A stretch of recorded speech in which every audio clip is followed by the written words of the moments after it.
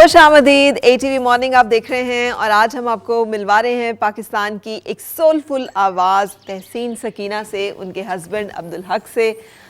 दोनों जिसे कहना चाहिए ना बहुत ही मुनकसरुल मिजाज, हमने ये लफ्ज़ ही सुना है आज तक। और आर्टिफिशियल फेक आजिज़ी जो है वो देखी है मैंने बहुत लोगों को एफ़र्ट करते हुए, ट्राई करते हुए, लेकिन जिसे कहना सही मानों में हम्बल या आजिज़ या मिस्कीन या इंसान जो है ना वो बहुत कम देखने को मिलते हैं। बहुत आजकल जो है ना हम हर चीज़ को फेक करना शुरू हो गए। अपने से ताकतवर हो तो हमारे जितना आजिज़ ही बंदा कोई नहीं है, हम उसके पाँव भी जिसे पकड़ने के लिए तैयार हैं। और ज़रा सा अपने से कोई कमज़ोर आदमी हो तो हमसे बड़ा फ़िरौन कोई नहीं।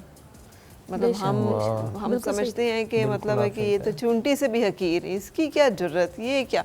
और ये नहीं कि ये कोई बड़ी लोगों में ही है। मैं अगर एक रेडी वाला भी हूँ ना तो मैं मतलब अपने से ऊपर वाले को तो साहब जी कहूँगा, मेरे से जो बेचारे नीचे जो अगर कोई मांगने आ जाएगा तो मैं भी उसे उसी तरह झिड़कूंगा जैसे मुझे झिड़के पड़ते हैं। ऐसे बिल्कुल ऐसे। तो आप लोगों ने जो मिठास है, कभी कड़वाहट हालात की, माहौल की आपके अंदर नहीं आ जाती? नहीं, हमारे जो बुज़ुर्ग हैं उन्होंने। कौन है बुजुर्ग? जो हमारे बाबा जी हैं, मेरी शादी से पहले इनको एक बुज़ुर्ग मिले। अच्छा। जो पिछली इनकी ज़िंदगी है वो बड़ी, ये खुद ज़्यादा अच्छी तरीके से बता सकते हैं। पिछली ज़िंदगी में कोई पिछले जन्म वाली बात है या इसी जन्म की दास्तान? वो ज़रा शर्मिंदगी वाली ज़िंदगी थी। हाँ। उसको डिस्कस करना मेरे लिए कोई फ़ख्र वाली बात नहीं है। वो ये समझ लें कि किसी बुज़ुर्ग से किसी ने पूछा कि आपकी एज कितनी है, वो गालबन 60 साल के थे तो उन्होंने कहा जी मेरी ज़िंदगी 20 साल है। तो सुनने वाले ने ताज्जुब फील किया कि ये 60 साल के हैं और 20 साल बता रहे हैं। उन्होंने कहा कि इसमें क्या राज है, आपकी एज तो 60 साल के करीब है तो आप 20 साल बता रहे हैं। उन्होंने फरमाया जब से मुझे हदायत आई है मेरी वही ज़िंदगी है, उसी को ही मैं ऐड करता हूँ और उसी को मैं अपनी ज़िंदगी समझता हूँ। पहले ज़रा मेरा सिस्टम और था, थाने जाना, जेल चले जाना, कुछ लड़ाई झगड़े चले जाना नहीं, मतलब कुछ अमल इस तरह के थे, झगड़ा कर लेना किसी से। अच्छा। तकब्बर वाली ज़िंदगी। अच्छा, सरवर भी फूड़ लेते थे? मतलब कुछ इस तरह होता रहा। अल्लाह मुझे माफ़ कर दे। हाँ जी। अच्छा। मैं माफ़ी मांग रहा हूँ अल्लाह से। हाँ जी। तो बाद में मुझे जो मेरे बादशाह मिले। कैसे मिले, कहाँ मिले? वो हादसाती तौर पे ही मुझे मिले और ऐसा मिले कि वो मेरी नस नस में उन्होंने, कैसे मुलाकात, उनका नूर ज़हूर हो गया। जी। कैसे मिले, कहाँ? बस मैं जा रहा था कहीं किसी को मिलने के लिए, तो वो एक जगह पे खड़े हुए थे, एक शॉप पे। मैंने उनको देखा तो वो मुझे अट्रैक्ट किए बहुत ज़्यादा। ये कुदरत का ही कोई मेहरबानी थी। तो मैंने उनके कदमों को हाथ लगाया तो उन्होंने मुझे पूरा देखा, पहले सर से लेके पाँव तक। जब देखा तो उन्होंने मेरे चेहरे पे हाथ ऐसे ना फेरा, तो वो मुझे हाथ इतना शफीक लगा कि मुझे बड़ी रूह को सुकून मिला, मुझे बहुत ज़्यादा। उन्होंने मुझे पूछा कहाँ से आए हो? मैंने बताया जनाब मैं फ़लाँ जगह से आया हूँ। उन्होंने फरमाया घर का इल्म है हमारे का? मैंने कहा जी नहीं। उन्होंने फरमाया हम फ़लाँ जगह पे रहते हैं तो आप हमारे बच्चे हैं, जब आपका जी करे वहाँ आ जाया करो। फिर मैंने जाना शुरू किया तो उनकी सोबत की वजह से मुझे ये महसूस हुआ कि आजिज़ी जैसी कायनात में कोई नेमत नहीं है। अच्छा जी। तो वो लड़ाई झगड़ा दंगा बिल्कुल वो भूल गया, जिनके सामने मैं इस तरह था कि यार ये तो बड़े जाबर इंसान है, जो मुझसे अल्लाह माफ़ करे डरते थे। उनके सामने फिर जब उन्होंने मुझे आजिज़ देखा तो उनको ताज्जुब तो हुआ बहुत ज़्यादा, लेकिन मैं ये समझ रहा था कि वो मेरी शायद कोताही थी। अब मैं असल राह पे हूँ। अच्छा। मुझे सुकून मिला। तो आपको इस कहानी का पता था तहसीन जब शादी हुई? जी नहीं। अच्छा। उसके बाद मुझे इन चीज़ों का इल्म हुआ, फिर मैं गई शादी के फ़ौरन बाद उनके दरबार पे गई। वैसे तो ये लोग जाते नहीं हैं दुनिया से, लेकिन उनके पर्दा करने के बाद मैं गई तो मुझे वही सुकून मिला। फिर मैंने इनसे ये नहीं पूछा कि इनकी करामात क्या हैं, इनका ऐसा नहीं। अच्छा, नहीं वो तो चलें, एक और सिलसिला और मामला है, इंसानों की बात ही कर लें।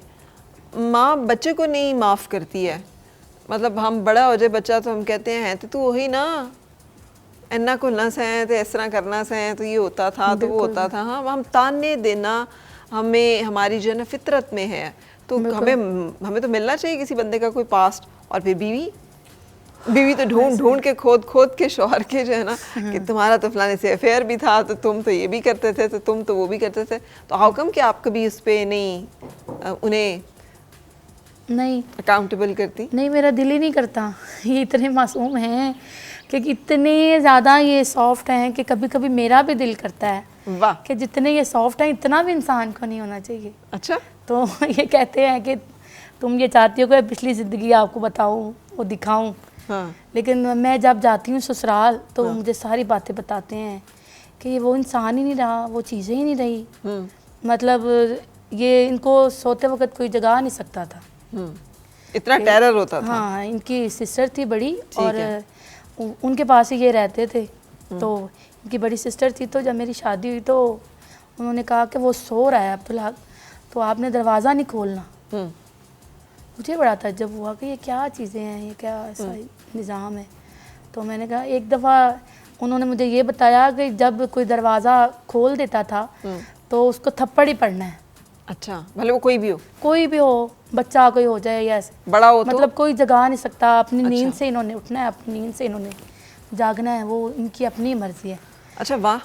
तो अब तो ये होता है कि ये कमरे में सोए होते हैं और बाहर बच्चे इतना शोर डालते हैं, तो अब तो इनको कोई ऐसा मसला नहीं, मतलब इतनी तो एक बड़ी softness- नॉर्मल सी जिंदगी आप लोग गुजार रहे हैं। बिल्कुल।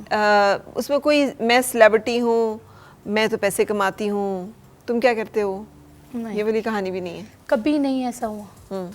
ऐसा होता है कि सारी जो मैनेजमेंट है वो इनके पास है। मैंने इनसे ये कभी नहीं पूछा कि ये क्या हो रहा है, कितने पैसे आए हैं, कितने जाने हैं, कितने या खर्च सारा जो है वो उनके ये हाथ में टोटली है। इनके पास है। लेकिन ये इतने ईमानदार हैं कि जब इन्होंने आना है तो इन्होंने एक डायरी बनाई है। एक डायरी बनाई है, तो डायरी के ऊपर इन्होंने एक एक रुपया भी लिखा होता है और घर के खर्चे के भी लिखे होते हैं। अच्छा, 20 रुपए की बोतल भी लिखी होती है इन्होंने सही, ठीक कि है, ये लिखा है कि ये कल को जो है ना वो किसी बात पे ये बदगुमानी ना हो जाए। ये तो बड़ा क्लियर मामला है। मुझे नहीं समझ आती हम लोग क्यों, मतलब छोटे छोटे अहकामात पे हम ना इसे अपनी अना का मसला बना मैंने लेते हैं। इनको कई दफ़ा कहा कि आप ऐसा क्यों करते हैं, तो इन्होंने मुझे बोला ये गंद है।